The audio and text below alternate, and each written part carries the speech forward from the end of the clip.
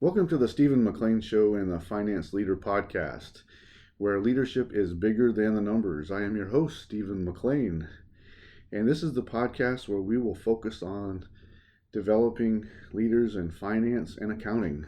Always to talk about leadership, because leadership is where we get to make positive change. We get to lead our team, and we get to give them hope, and we get to make changes for the better in our organization and for our team. I'm reminded of a quote, I'm not quite sure who said this, but leaders instill in their people a hope for success and a belief in themselves. I believe that leadership development is critical, and especially in finance and accounting, where we tend to focus on becoming the best technical experts in knowing how to do the right journal entries or do the right analysis on a projection, how to develop the greatest budget, how to classify certain transactions into the right accounts, which is all very important in this field. Don't get me wrong.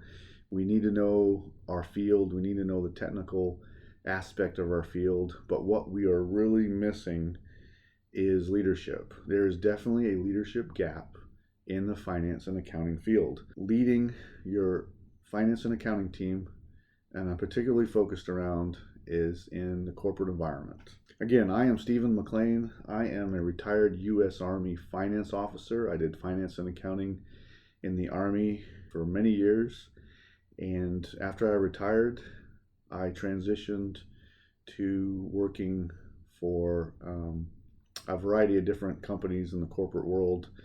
I've worked for a restaurant company, a manufacturing company, insurance company, and also in healthcare. And I believe that the challenges that we face in finance and accounting, especially in leading and managing, they're real.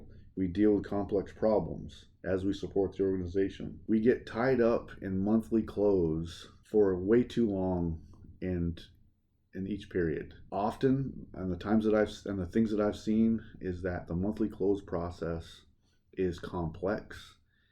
It has procedures that are archaic, they're unnecessary. It is cumbersome, it is troublesome, and I believe that these are places where we can make some improvements. We all need to get better at the processes that we have, and that takes leadership. Good leadership fights complacency. I believe that we can build a great forum here amongst finance and accounting leaders, where we get to talk leadership, where we get to talk how can we bring about change in our organization for the better. And that's what I'm gonna be focusing on week to week as I be able to put out this podcast. For episode number 2, we're going to talk about the impact of great leadership. We're also going to talk about the 4 major areas that I believe that finance and accounting leaders should be focusing on continually. And that's influencing, that's growing others, achieving results, and then seeing the future. Because I believe leadership can be your defining characteristic amongst your peers and in your organization. It can be your brand and then your advantage.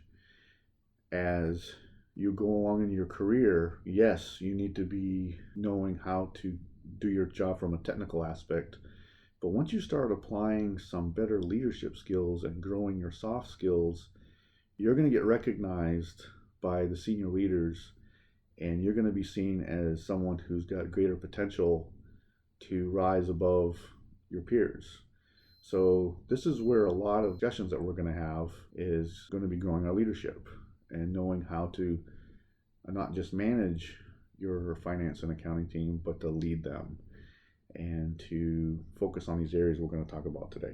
So I believe that leadership is also, it's wrapped up in those virtues and characteristics every day, like that are very essential to and how to get your best out of your team. And that is building trust, that's showing integrity, that's having a high and honorable character, and also in doing a little bit better job in the management aspect of your role, and that is prioritizing tasks and resolving conflict. And that includes resolving conflict within people and resolving conflict within tasks.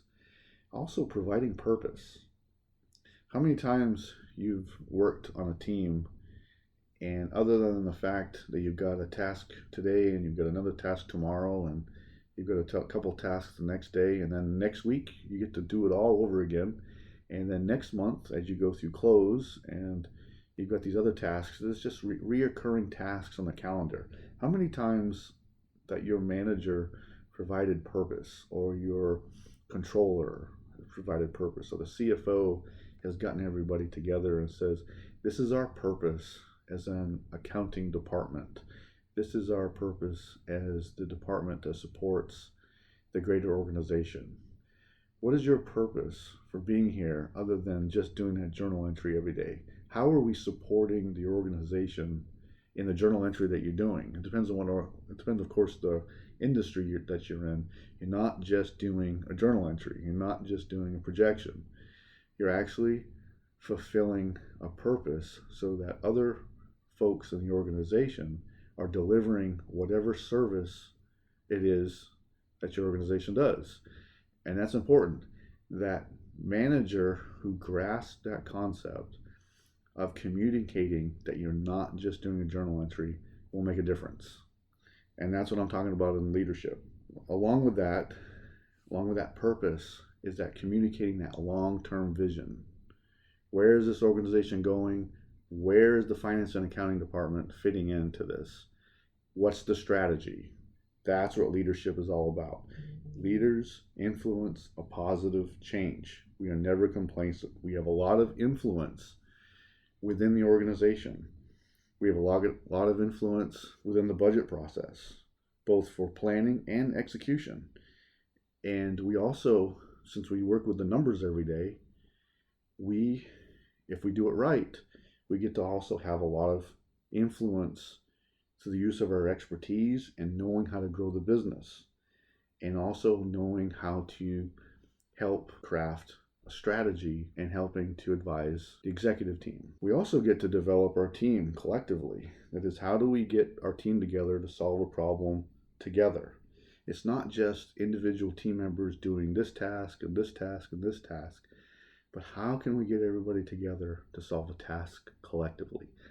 How can we start sharing information? How can we start to get people to get out of their cubicle and to go across the hall, go across to the next cubicle, to start to have a conversation to solve a problem? That takes leadership, and that's why we need to be focusing on growing our leadership. The first area that I want to talk about is influence. Influence is about using our communication skills and our negotiation skills to convince others to buy into an idea that we are passionate about or that we believe is right for the business. The area of influence is present in every gathering of people, every meeting that we have. That presents an opportunity for us to talk about ideas, of course, within the context of the meeting. It's about bringing forth the details and the numbers and presenting a picture and presenting how our idea can grow the organization, how it can move it forward, how does it fit into the strategy, or maybe there's something that we're seeing that others aren't seeing. So again, every time you get to meet with your peers, you get to meet with people across the organization, you get to meet with senior leaders, it's an opportunity to show your influence, to present different ideas, a different way of looking at things, different way of interpreting the numbers, a different way of showing what's possible. And that's what I mean by influence. Within the finance context, and from some very specific things that I think that you can be doing, is that we need to continually improve our processes. There's nothing more frustrating than try to complete, for example, a monthly close without a good set of processes that make sense.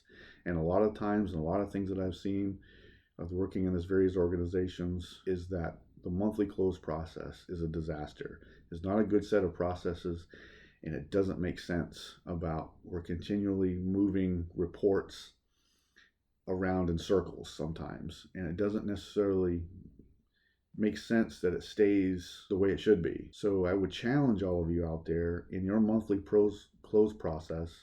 How can we make it better? And that's where influence comes across. In conjunction with monthly close, we need to advocate for better systems, better ways of of our numbers that are being processed and better information systems and decision-making systems.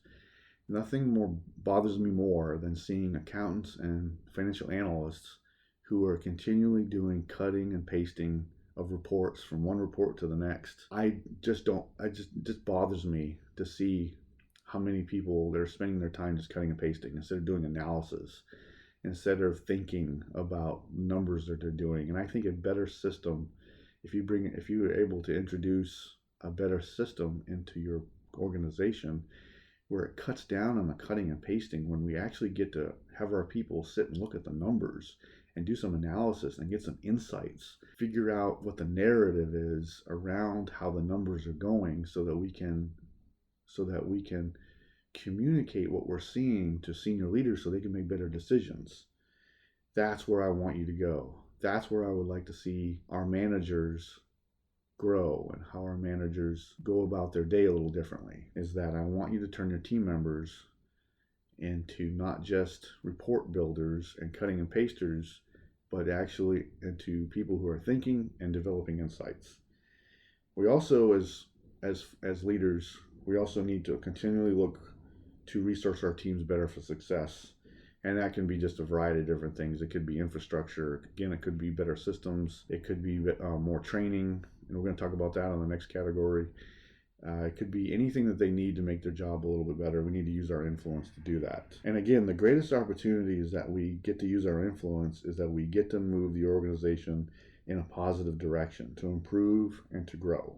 The second area that leaders need to focus greatly on a daily basis is growing people. We have the great privilege to help others to achieve their goals and to exceed their potential. We get to inspire others to become better, and we get to help our team members develop really effective individual development plans that support their career growth and also improve their relevant soft skills. And every team member needs an individual development plan.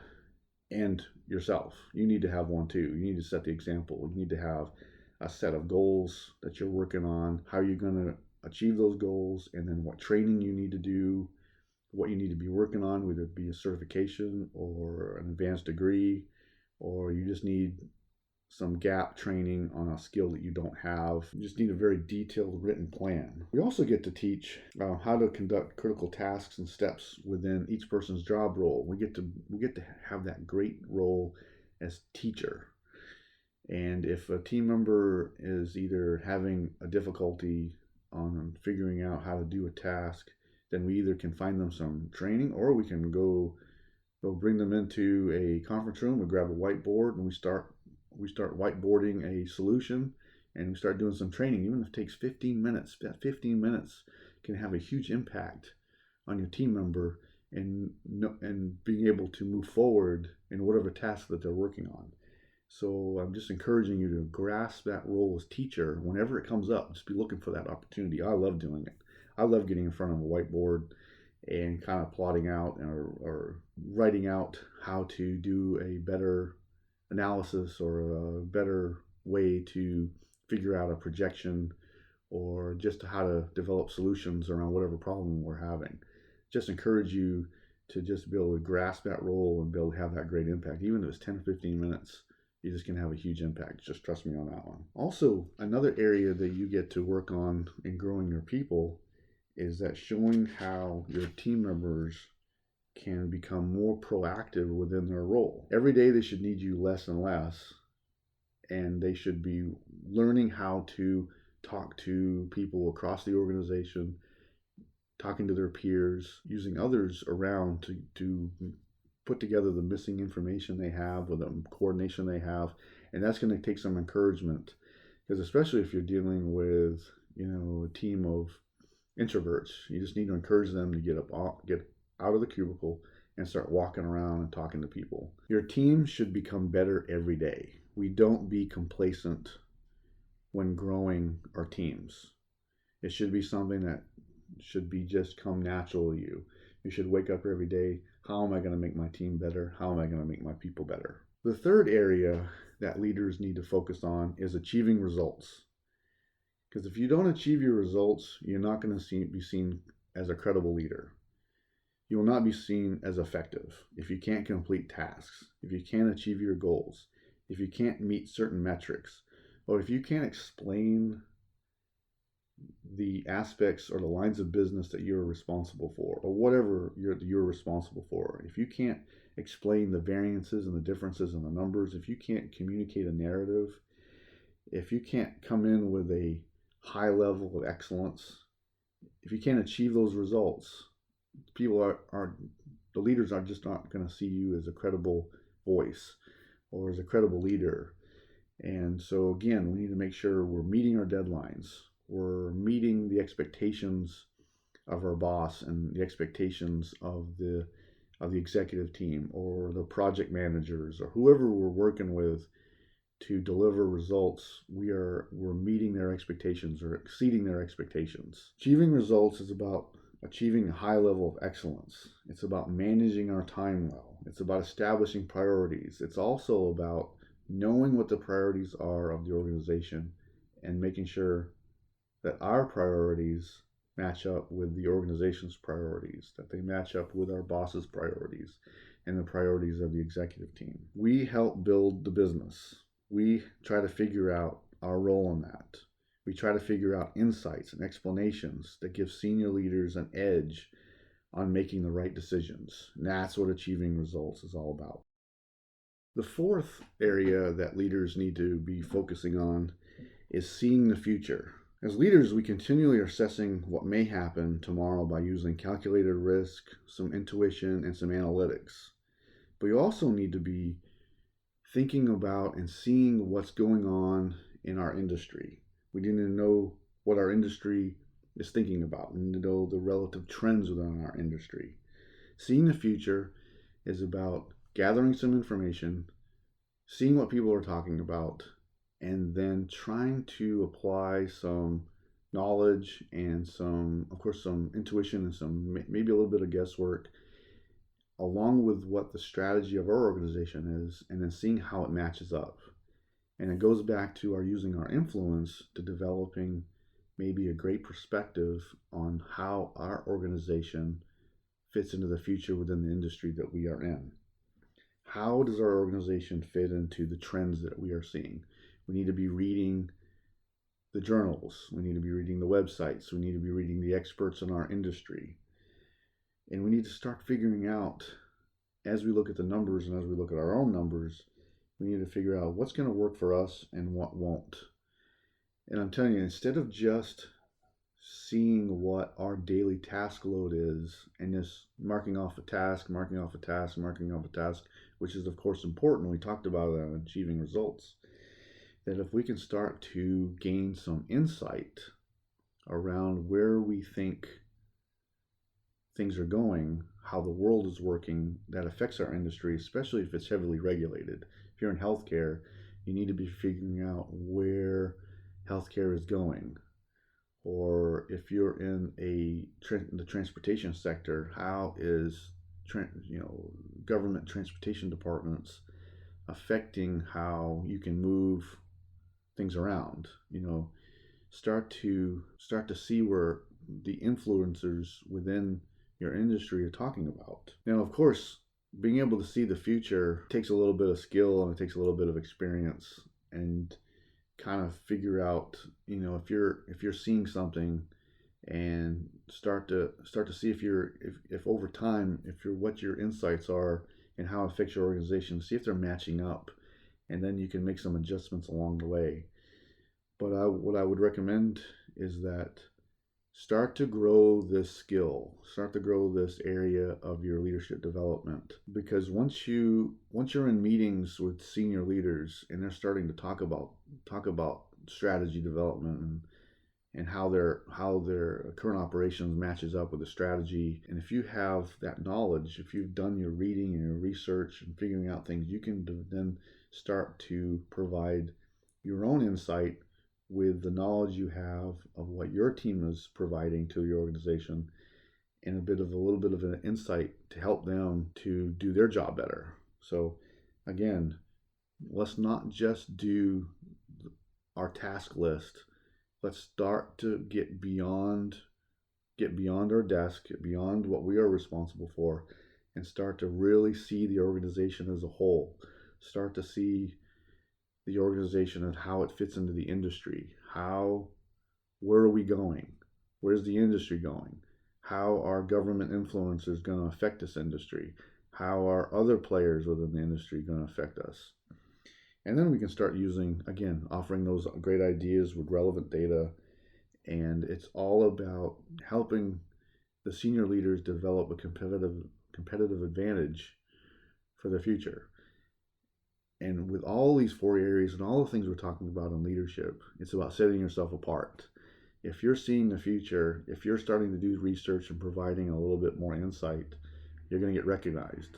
You're going to get recognized for going a little bit above and beyond. Hey, today I want to give you an area that you can have an easy win. And I really want you to start with growing your people. Does every team member have a written individual development plan that has goals in it? So if you don't, this is an area that you can start working on with your team members. It doesn't matter what your company's policy is. Maybe you do have some sort of policy around goal setting and individual development plans or whatever it is, but maybe your company has tools that you didn't even realize that they have. But let's start getting something written, whether it be within a company system or just a Word document or an Excel document, something with, hey, this is the goals that each person wants to achieve. These are some skill gaps that we have or something that we want to work on, and this is some training maybe we want to accomplish over the next year. And that training could be either a variety of online courses, maybe there's some free training that your organization provides. This depends on what business you have. Some provide a whole catalog of free courses you can do, or you can go online and find some free courses, or go on various sites that have skill development areas that you can work on. Or it could be, even as simple as advanced Microsoft Excel skills. You can go on Microsoft.com and figure out what training that needs to be done. And also, second to that, start scheduling, if you haven't already, start scheduling some one-on-one meetings with each of your team members. And I would say, if you can do it every week, that'd be great. But at least every other week, start having one-on-one sessions and start talking about goal setting and even some performance improvement. Really great open dialogue, not a one-way discussion, but something where there's a two-way discussion and you really start to have them talk about how to improve. So I think this is an easy win. Growing people should be the area that you focus on the most. You get your team trained, you get your team ready, and that way you can focus on some of these other areas. You can grow in your own leadership. So today in this episode, we talked about the impact of leadership, and we talked about those four major activities that leaders should be doing every day. That's influencing, that's growing people, that's achieving results, and seeing the future. Hey, you can find this episode and all episodes on Apple Podcasts, Spotify, and all the other places where podcaster can be. You can download the show notes at stephenmclean.com. Next episode, we're going to talk about building trust, because trust is what keeps an organization together, and trust has the power to help you exceed your potential. Because without trust, you'll never achieve excellence or team goals. So that's what we're going to talk about. It's going to be a great discussion.